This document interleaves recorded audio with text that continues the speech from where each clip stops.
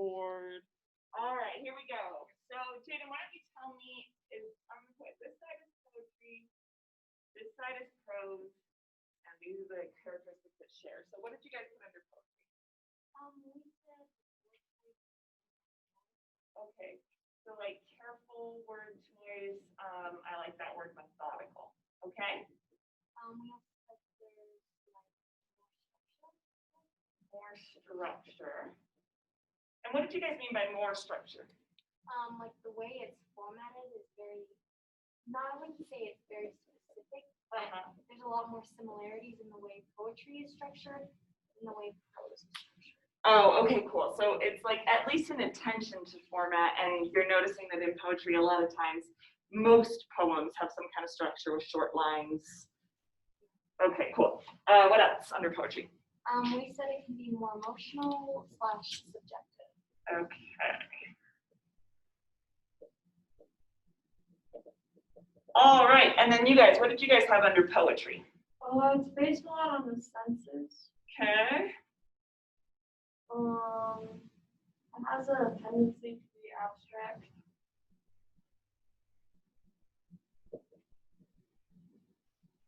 Or like super abstract or like super detailed. Okay, so also detailed. Focuses on syllables. Okay, focus on syllables and rhythms. You guys are thinking of meter there. Any others?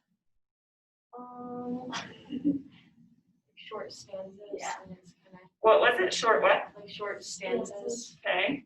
It's a little, well, usually this isn't always the case, but I feel like it's more like minimal, like trying to say a lot and convey like a big idea through like a short amount of it. Yeah, so it's kind of like the word choice being methodical. It's like to say the most that you can in the shortest amount of space. Okay, anything else that we're putting under poetry?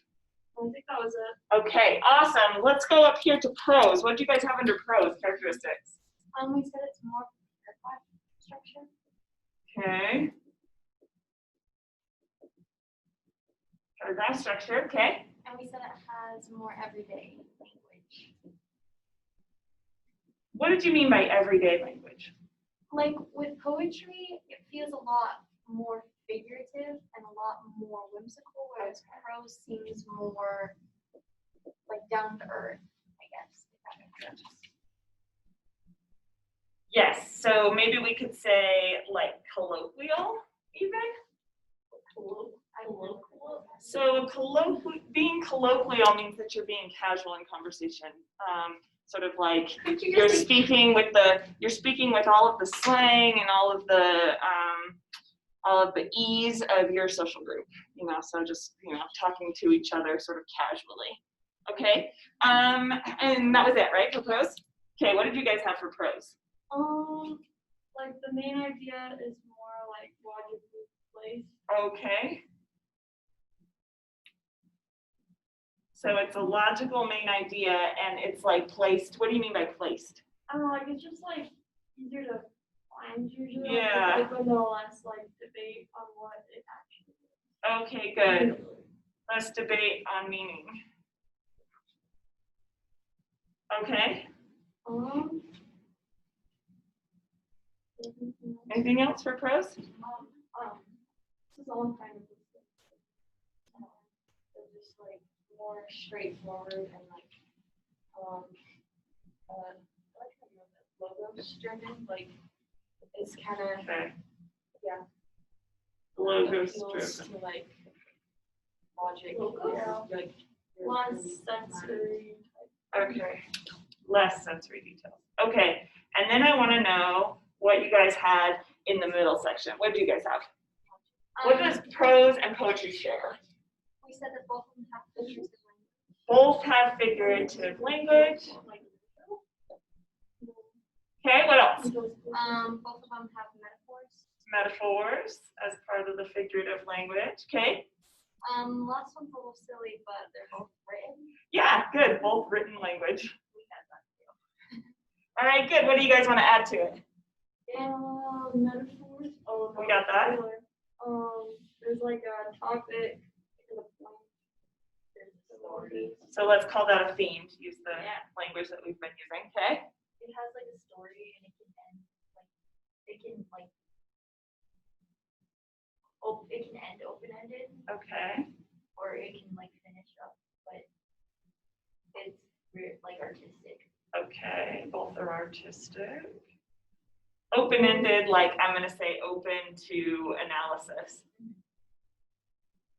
Okay, anything else that we wanna add to it? Both have like rules that kind of guide, I don't know, how it's written. All right.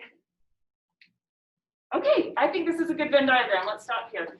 So we've kind of like broken it up into two different things, right? We've got, these are based on the senses over here in poetry. This over here is less sensory maybe. Over here we've got a lot of like tendency to be abstract, more attention to format, more emotional or subjective, and over here you've got more logical, more like focused on a main idea. And then in the middle though, you've got all of these different like tools that you can use as a writer to create poetry and have it be, or poetry and prose and have it be good, right? Okay, I didn't plan on doing this, but I want to show you one of the essays in our packet. So let me explain the packet to you. And by the way, if you are, I have to address our video here. If you are at home, you have to come to school to grab one of these packets because you'll need it for the rest of the month. Okay, so the way this works is the first gray pages, those are poems that I reserve to discuss in class. We probably won't discuss all of them, but those are ones that I'm planning on kind of like presenting together. The green poems are poems that you are going to choose one from that you like, and you're going to read it over and over and over and over again. So those are kind of for you. The purple poems are protest poems. We're going to do a little something with protest songs and protest poems. And then the yellow poems and essays are all from the AP test. So I think I included two prompts from the test, and then 3 essays per prompt so that you can kind of see what earns a high grade, what earns a low grade, etc. But there's one of these protest poems that I think I included that I want to see if we can look at here for a second. All right, so in the purple section, it's the second to last poem called Ways of Rebelling. Do you see how it's structured there? It's a paragraph, right? Do you see it? It's Ways of Rebelling. It's like the last purple page on the front side of the purple page. I have making peace. I also have that. So it's like, oh, did they switch it up with, I think it's like one of the first ones, actually. shoot, my 2 classes are different. Because I had to make 2 of these packets. It's the second page? Okay, Ways of Rebelling for you guys, second page. Okay, let me just make sure. All right, I haven't like prepared a lesson on this, so let's read it together, but I think it's going to challenge some of our ideas about the differences between prose and poetry. So read it silently to yourself.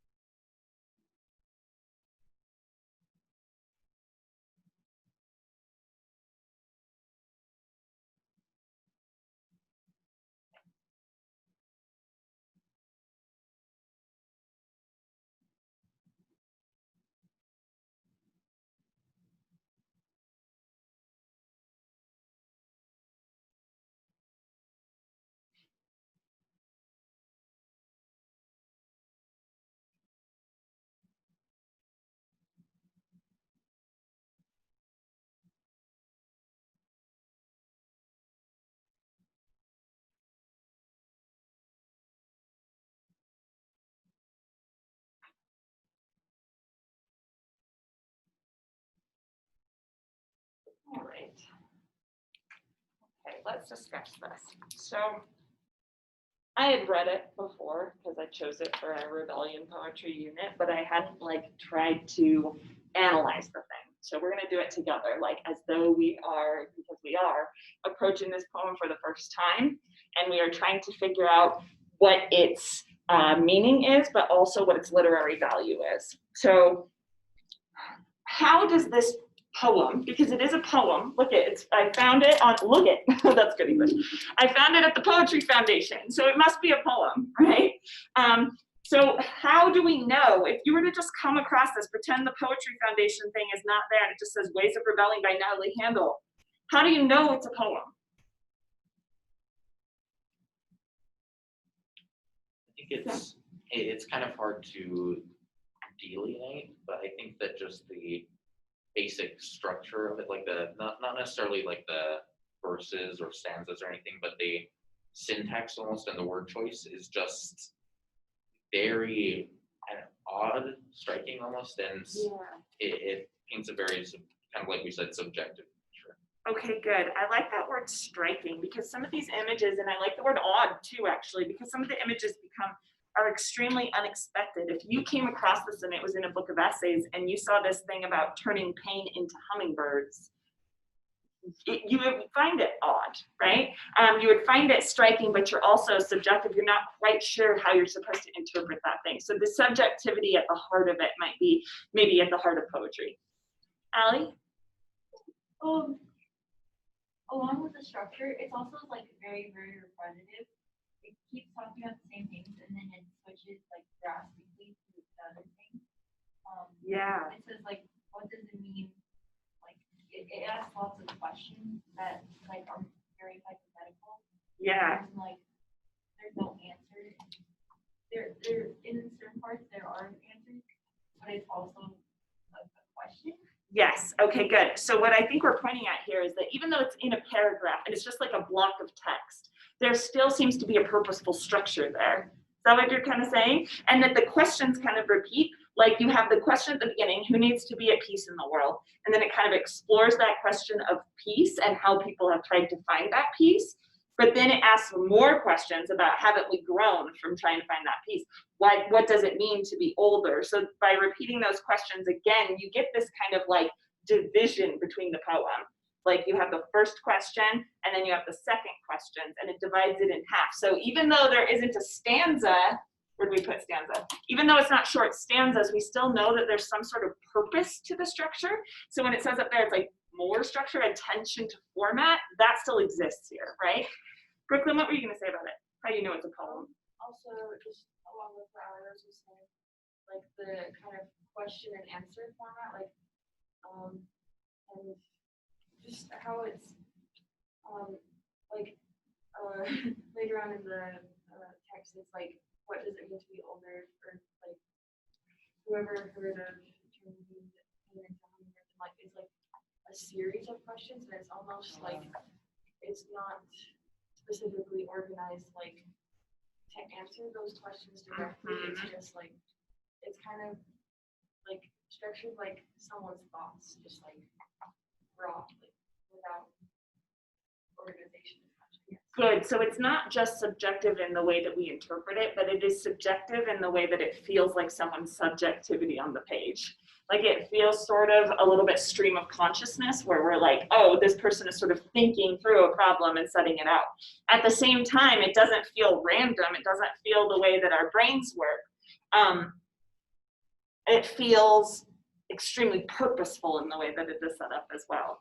So what do you think this thing means? If you were to sit down and you got this poem, let's say you got this poem on the test, how do you even begin to analyze a poem like this? One that doesn't have any sort of, we would call it fixed form. Like there's no iambic pentameter here, there's no stanzas, there's no structure to kind of, well, there's structure, we settled that, but there's no format to the page where you can make observations about that. So where do you start, Allie? Well, for me, I would probably start at like the title, do like the first and last sentences, and then look at all the questions and all the answers. Okay. Like, divide them all up by like like categorize them. Awesome. So she's talking about a tool that we'll kind of try and use a little bit, which is called chunking. Like you chunk the poem. I hate that word, actually. It's a teacher word, but you kind of divide the poem into what you are seeing as its separate parts, right? And so since you guys are saying it's like a question and answer, you divide the thing into the different questions and the different answers. I love that Ali Rose is talking about also looking at the title there. If we start with ways of rebelling, what do we know about this poem right from the beginning? Yeah, it's about rebellion, right? And so, and I told you it's in a section on protest poems. So we know that there's going to be some kind of critique here, maybe some kind of cynicism, or some kind of like desire to upset a status quo just right away. And then it says, who needs to be at peace in the world? Okay, I always, when I am analyzing poetry, and we're going to do this with one of our poems very, very carefully, but I always just go line by line. And when I don't have lines like this, I go sentence by sentence and try and figure out why it feels so precise and striking, right? So this is why we kind of divide the two up, and we're thinking about prose and poetry. My point here is that sometimes they look extremely similar, but when you read a poem, it's like that famous quotation from I think it was the 50s, like that, like, I can't define pornography, but I know it when I see it. I think it's like that with poetry. Like, I can't define poetry, but I know it when I see it. So many writers have had to try to define poetry. And actually, next class, we'll look at some of the definitions of poetry. But nobody has settled on a definition. And it's because prose can also be very figurative. You noticed in the prompt for today, one of those was classified as prose, one was classified as a poem, but they looked very similar. Prose can also be very minimal. Prose can also have a tendency to be abstract, like a lot of the stuff that we read in AP language, you know that some of it was like quite abstract, right? Emerson, for example, or based on the senses, Emerson again, for that matter, right? And a lot of poetry can be extremely logical. We're going to read one today that is like very straightforward. A lot of poetry can use casual sort of language. So it's really like, it's almost like these two merge, and somehow we just get this feeling that like, this is poetic, this is poetry, which is kind of wacky that like, even though a lot of you I was listening to like, don't have a lot of experience with poetry, you still can recognize it when you see it. Okay, so let's talk about this poem actually, because it's a good one. So who needs to be at peace in this world? What is surprising about that first line? To use Sam's word, striking about that first line.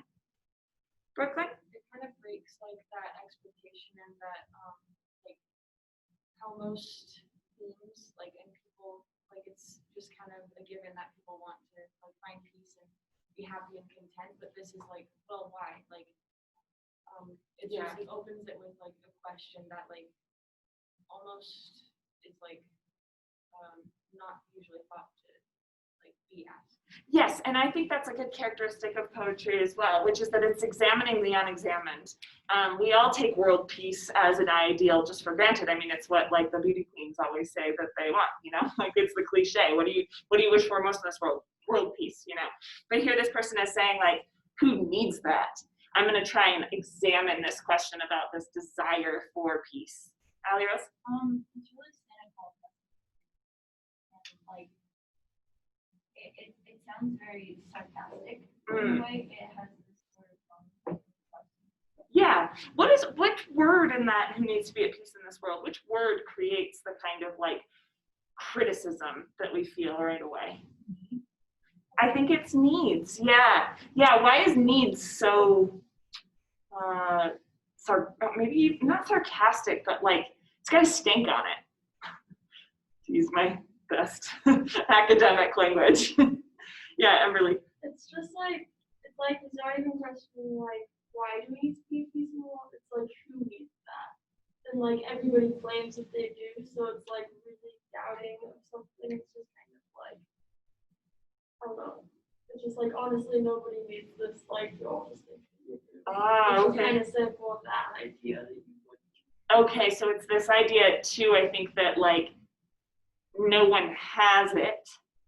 And so we're trying to find this person who absolutely needs it to survive. Okay, Brooklyn? Yeah, it's kind of like, using that word needs as like a dependency, like, and kind of refer to like, really like who needs it, or like, he, well, like yeah, that's, I don't know where I'm going. Yeah, I think the needs shows a kind of dependency, right? So it's like, who needs to be at peace in this world? To me, it feels a little bit like a shot against like the mindfulness kind of movement that just wants to be like cool and calm about everything, you know, that wants to sit back and sort of watch things happen in the world, but still remain peaceful inside, a kind of like interior calmness. And it's like, who needs that? Who depends on this kind of like almost stasis then? Alarios? It reminds me of if you're like, oh, I need this to like your parent, and they're like, do you need it or do you want it? And it's kind of that like condescending. Good. Okay, and then it goes on. It helps to be between wars, to die a few times each day to understand your father's sky. Let's start with it helps to be between wars. What does that mean here? I believe it just says, kind of almost acknowledging, like, sure, it helps to be in a time of peace. Yeah, good. It's like there seems to be no world, at least well, right now there does, this was 2015, world upheaval, right? So it helps to like, basically it's your privilege to not have to personally contend with a war that is asking conflict of you, right? Okay, it helps be between wars. So someone looking for peace, they're kind of in this place of privilege between wars. What's this part? To die a few times each day to understand your father's sky. Here's where I start to see, okay, it's definitely poetry. Brooklyn?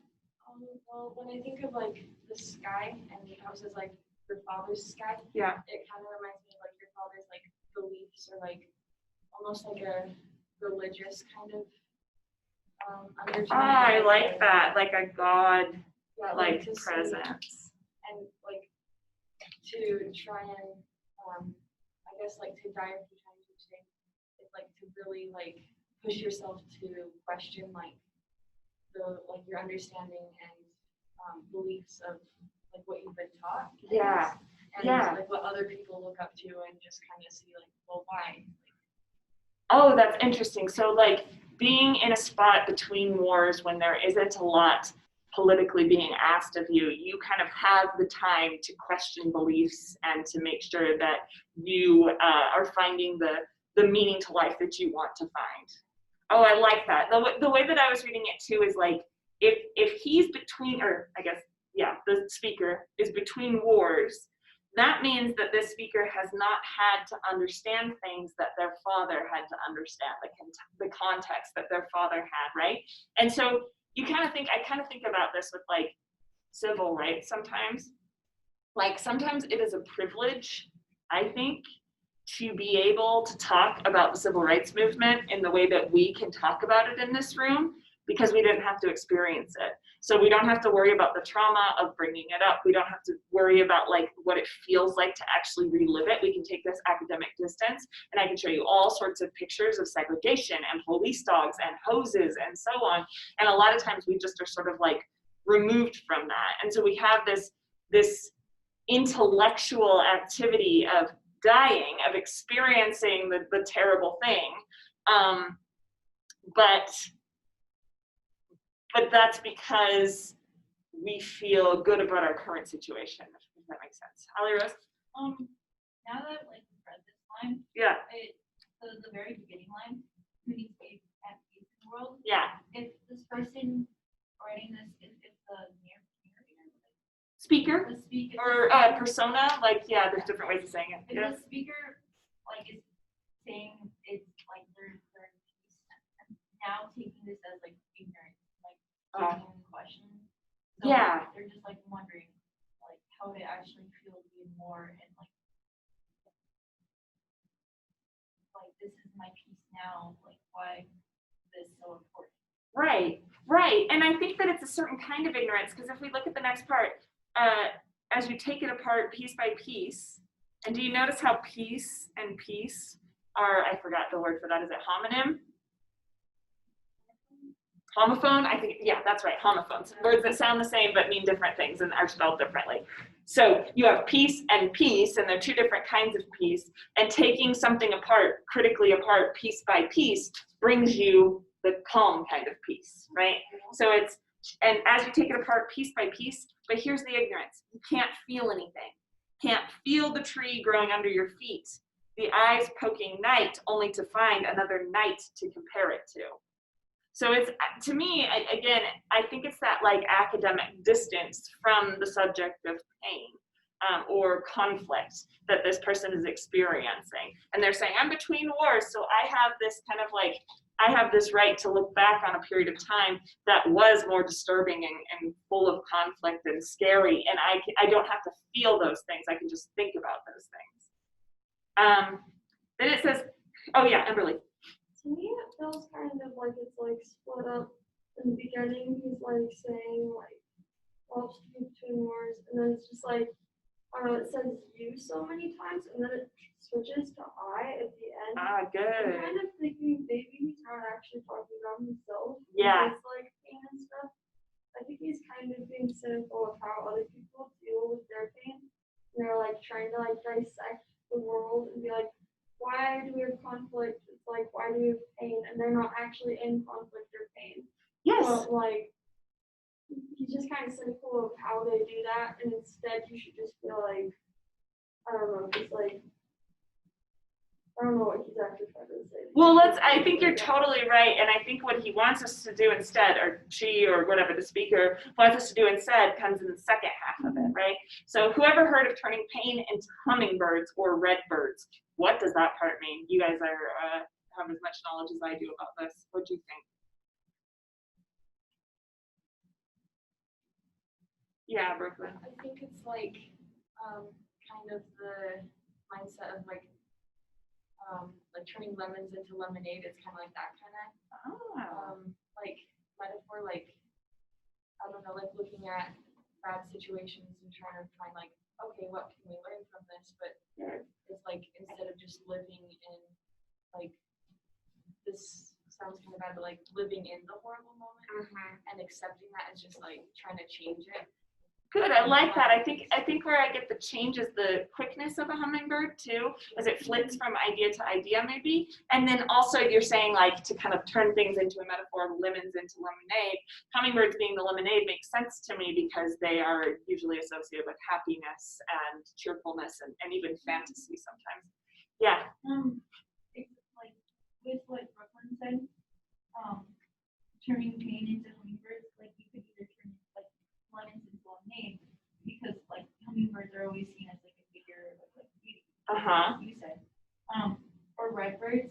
I'm not sure if like there's this actual specific type of like redbird that they're talking about. I don't think so. But yeah. I'm like, without that knowledge, I'm just thinking that maybe redbirds refers to like blood or like violence, because I red agree. is always considered like a violent color. I agree. And so either you turn your pain and sorrows into something good and something you can grow from, or you turn it into violence. And I think that's why it says having to be grounded in that.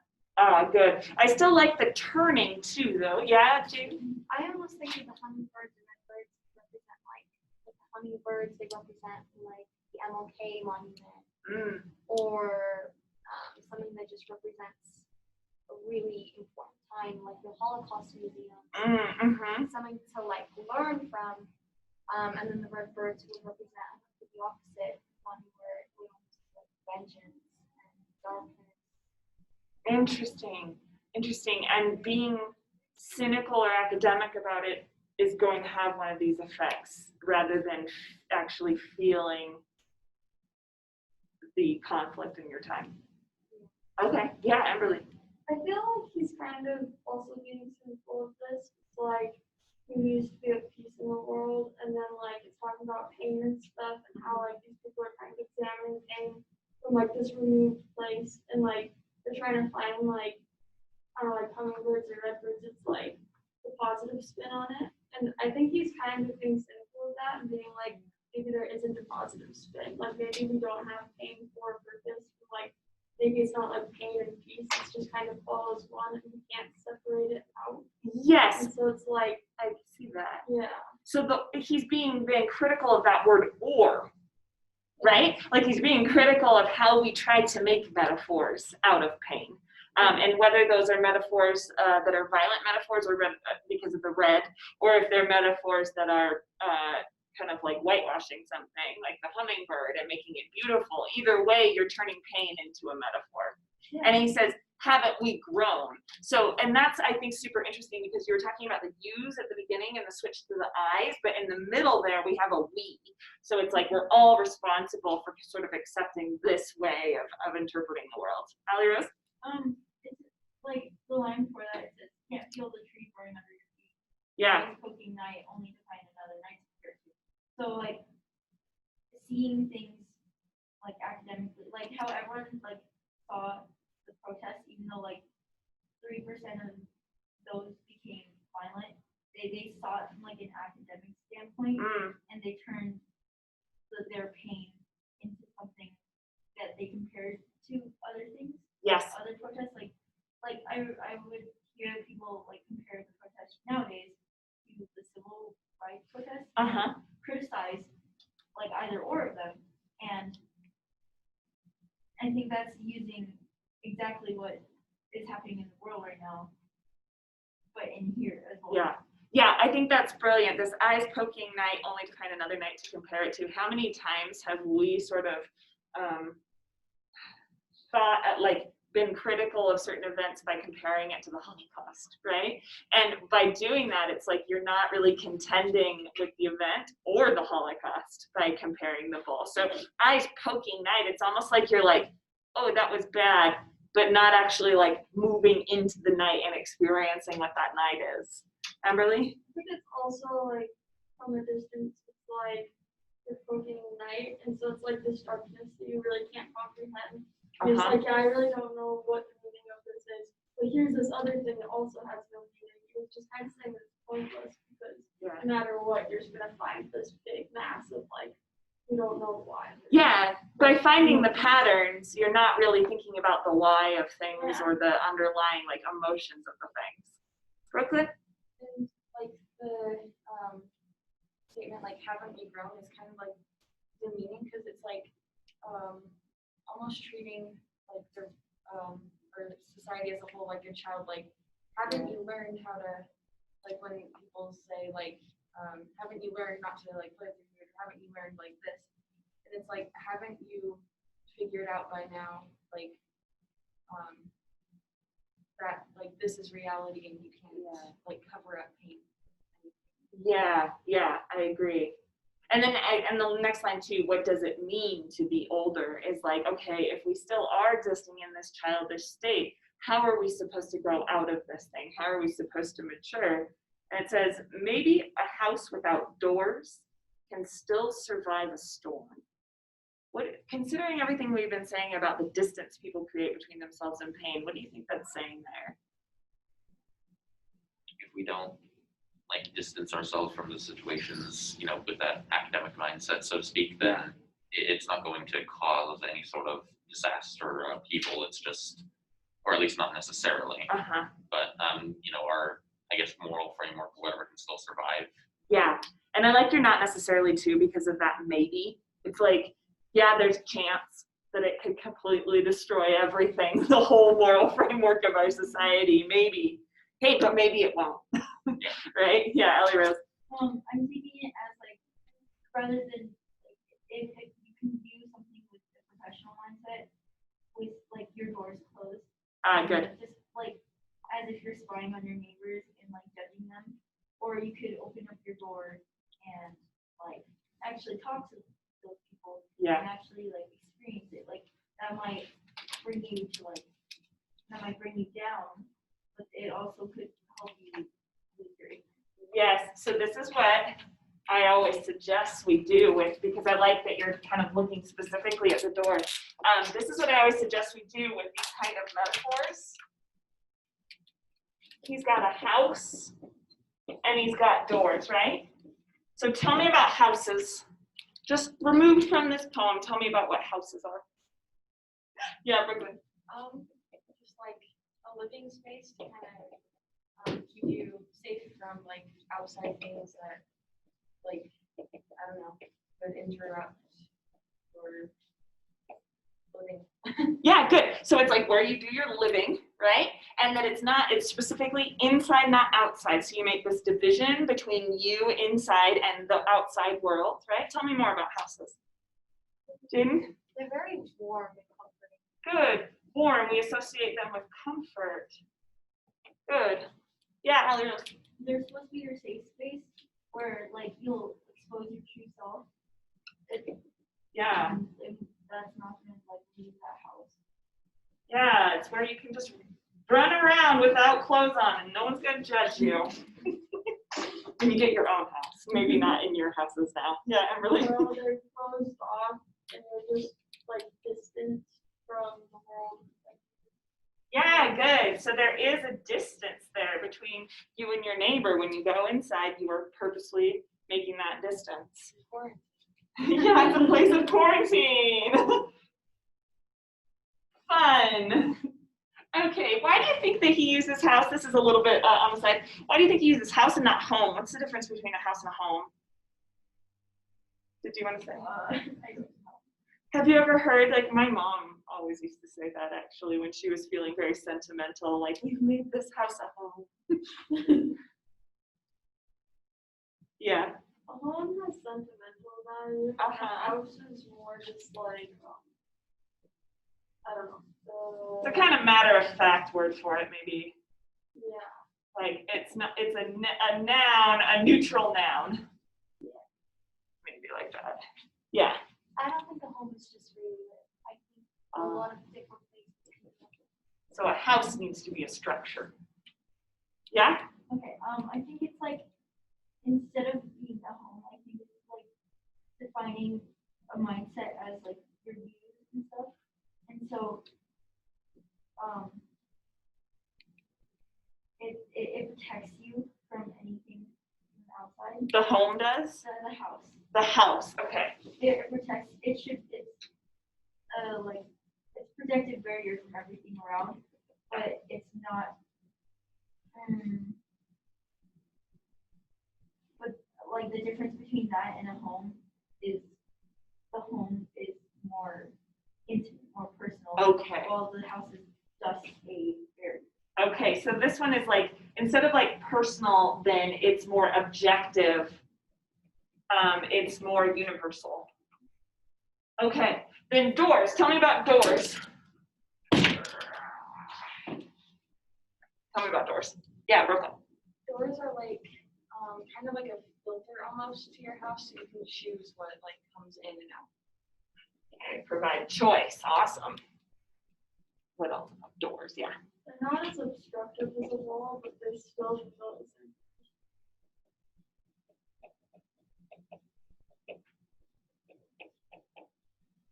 Keep people in or out, right?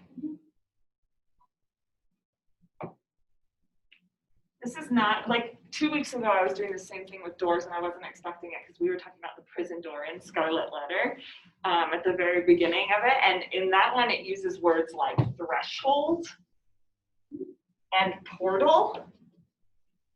So it's like if this is providing a place where it's difference between inside and outside and there's this kind of protection and barrier, the door is like the thing that you can penetrate to go inside or outside, right? So it's this kind of threshold space. And what's interesting then about a doorway, if you're standing in a doorway, are you inside, outside, or something else? You know, if you stood in the doorway to our classroom, are you in the hallway or are you in the classroom? And is that an uncomfortable place to be? I kind of think it is standing in a doorway, but maybe that's just me. Yeah, Lyra. I've heard like this thing where if you like once you enter in a room, you forget everything that you just knew. Like if you forget like why did I go in this room? Then it's like this is its own like chasm. It's its own space, and it like it filters everything out, and but like scientifically, apparently, it's like if you go into a room and you forget your stuff, that's because like doorways do something to like your head. Well, maybe not scientifically, but maybe like superstitiously a little bit, right? I'm pretty sure there's like a study on it. Really? About Yeah. people like entering another room and because of this new atmosphere in the other room, they're getting a whole new sort of like state of mind? Oh, that's so cool. I love that. I hope that's scientifically, but Because people associate memories with specific places. Oh. Sometimes you filter something as a memory instead of just like something off the top of your head. And so once you leave that space, then you can't remember what it was because it's associated with that. Oh, cool. that's And awesome. then you walk back into it and you remember. Oh, that's awesome. I've never heard this before and I love it. It's a memory filter. We are talking about this poem in the Purple Pages called Waves of Rebelling. Okay, so then we go back to the poem. So this is what I always tell students to do if they have the time for it, is kind of make this list of observations about the physical reality of the images. And then see how the physical reality on your list applies to your interpretation of the poem. So it says, maybe a house without doors can still survive a storm. And we could have done this with storm too, I think, and even survive. But a house without doors can still survive a storm. What is it suggesting then about maybe one way of being that is contrary to the first part? Ellie Rose? Maybe by like not protecting everything that you view and see and interact with, maybe you'll still survive and like that's not gonna like kill you. I'm like just poking at it and like picking and choosing what you. Good. So it's like being indiscriminately open to the elements, basically, and saying there might not be such a clear space between inside and outside because outside can get in when there is no doors. Okay, anything else we want to say about it? Yeah, Emberly? I feel like there's like a little bit of irony because like the house's purpose is to like separate you from the world, but if there's no doors, then the house's purpose is just kind of gone. So I think it's just kind of saying like you can live like without peace and it's fine. Like you can just like live in the storm. Ah, And excellent. Yeah, so you can actually be maybe a part of the storm then. Okay, cool. We're gonna move on. Maybe I can't find the proper way to rebel. Or damn it, I can't leave. Our first swear word in the poem. Brooklyn, what were you gonna say?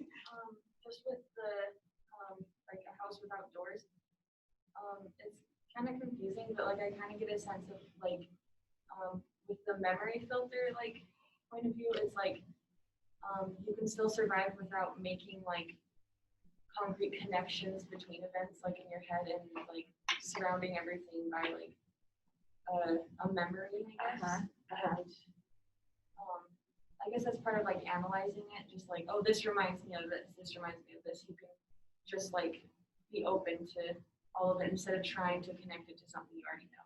Good, good, good. So it's like, it sounds like you're sort of connecting this also to this proper word here, the proper way, because it sounds like the proper way would be to be that kind of analytic sort of perspective. This reminds me so much, this is why I chose this poem for our packet. It reminded me so much of conversations we have right now about the proper way to rebel. And I just got into a fight. I gotta stop doing this. I just got into a fight with my parents over Zoom. And it was bad. Like my sister, I told my sister was, you don't need the whole background of it, but basically my sister like hung up on us. She like left the Zoom call because she was so mad and like my dad was mad. And it's just because they were saying that like, well, we're not gonna watch the NFL anymore. But then they said, because the players are protesting at the beginning, you know, and they're asking for the moment of silence. And then they were like, people shouldn't bring politics into their jobs. And I was like, well, when should you bring politics into things? Because you don't want to protest, you don't want riots, you don't want marches, you don't, like, what do you want? Like, and basically it's like status quo, right? We want status quo, please. Stop interrupting our entertainment. And we were just getting into this big fight about this idea of the proper way to rebel. And I feel like a lot of families with maybe, what do we call them, like mixed political families, are starting to get into these fights because there are all these conversations about like what's appropriate. Like as soon as people were busting into Target and like setting it on fire, everyone was like, oh, Colin Kaepernick is the way to rebel, please. You know, like it was this retroactively making the connection between the two and saying which one you prefer. What were you saying, Ellie Rose? Picking a knife only to find another knife, like that. Yes, that's how I felt. Yeah. Okay, so like maybe I can't find the proper way to rebel, or damn it, I can't leave. So what is that part about, Ellie Rose? So I'm taking it as like this person is trying not to be closed-minded. This person is trying not to keep their doors closed, but they can't leave their own house. Ah. They can't leave that own structure of space, that sense of like safety. Ah, good. Good. So it's like I would like to be more open-minded, but I just need this safe space. Kimberly? I feel like it's kind of like the whole time he was like being skeptical, and it's like me and you're doing it wrong. But then like in this transcript, he's like, but I'm still stuck inside that house and I do have doors. He's like, so maybe I am wrong as well. Ah, interesting. Interesting. What's interesting to me though is that it kind of shifts to this thing about country now. It says, I want to, but you grow inside of me. And what is the you that he's referring to there? I mean, It's just a she, by the way, but Natalie. But anyway, yes, yeah. just going to the end of the poem and kind of retrospectively looking at the rest of it, I'd say Yeah. that would be, sort of the, country or political structure which they're, talking about. Yeah. And I think like going even further, that can kind of represent the house, having this sort of, I guess for lack of a better term, nationalistic Yeah. intellectualism Yes. to your perspective, and then treating that as your quote unquote safe space, your house, right? Yes. And then just saying that almost while you're inside of the house and that's protecting you, it's almost like you feel as though you're also providing protection for that perspective, and that's why it's inside of you. It's sort of a requirement of you to propagate it. I think that's a beautiful way of putting it. Yeah, so it's like a house without doors can still survive storm. If we think of that in terms of a country, a nation that is willing to experience its own pain might still be able to survive a storm, but he says he can't leave that house, that safe space, and that the house itself is growing inside of him, this kind of patriotism is growing inside of him then, and so he's perpetuating the existence of the house with doors. Yeah, I bro. think along with patriotism, it's also like the culture of comfort and like Yeah. just joy and like almost like indulgence, because like when he says like I'm too heavy, too full of you to move, Yeah. it kind of reminds me of like Thanksgiving. It's like just like when you eat so much turkey and you're just like I can't move, like, or it's just like I've become too comfortable and I like physically feel like I cannot leave this position. Right, and it's like a mixture of comfortable and extreme discomfort, like when you eat too much. It's you indulge, I love that word, indulged in it. And I like it before you know it too, because when we're considering Thanksgiving as well, it's like, yeah, I'll have another piece of pie, and it's that shift over to like realizing how uncomfortable you are, but you're too heavy now. Yeah, and then it's, maybe that's what they meant when they said you shouldn't love a country too much. Because you get too attached, you're too heavy, you're too full, and you can't move anymore. And now the country is going to stay static. You're going to maintain that academic distance and not actually try and do anything about the pain. You would have done something about that pain if you had felt it. Ellie Rose? Like when it says you shouldn't love a country too much, it reminds me of like nationalism, and like I'm pretty sure in like the Holocaust Museum it talks about like how you should watch out for nationalism, and if you are too dependent or are too accepting of everything that you get, then it will be hard to change, and it will be easier to get worse. Ah, yeah, okay, so it's like about not learning from history too. But the way that this speaker would tell us to learn from history is not necessarily by going to the museum and experiencing what the Holocaust was like, but by sitting in your moment and experiencing what pain might be like for people in your moment. Brooklyn? Yeah, I think along with that, it's like trying to avoid like looking at, like a lot of society in America is kind of looking at social issues as like something that like, because we have like holidays to celebrate, like Martin Luther King Day, like Independence Day, and just like things to kind of celebrate like, oh, it's over, and it's a victory, and so it's kind of that mindset of like, we've already overcome this, like, and instead of living in that like peace and that like feeling that like there's nothing else to deal with, like opening up to the reality that like stuff is still going on and it's not over. I like that. So it's more, this is erasing by the feeling of heaviness and safety, it's erasing the immediacy of pain.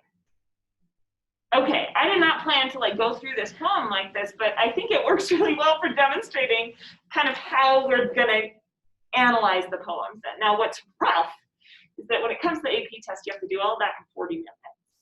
And you have to read it, get an immediate idea of what it's all about, and then write an essay in 40 minutes. And honestly, it's something that you'll never be asked to do again in your life. Like, you don't have to be able to analyze a poem and write an essay about it in a time frame like that. But I think through our practice, I think you're gonna get really, really quick, and it seems like all of you are like already excellent at analysis. So like, you're gonna get really quick at pulling out the interesting parts of the poem. We're going to kind of do it similarly to how I was telling you about literary techniques, where you have a list of things that you can look for ready-made so that you can kind of say something interesting about it. So that's a version of poetry that I think sometimes feels a little bit more like prose in its structure, but poetry in its word choice. Let's look at one that's the opposite of that. So it should be your very first grade page, but let's see if it is. This is just to say, all right, awesome.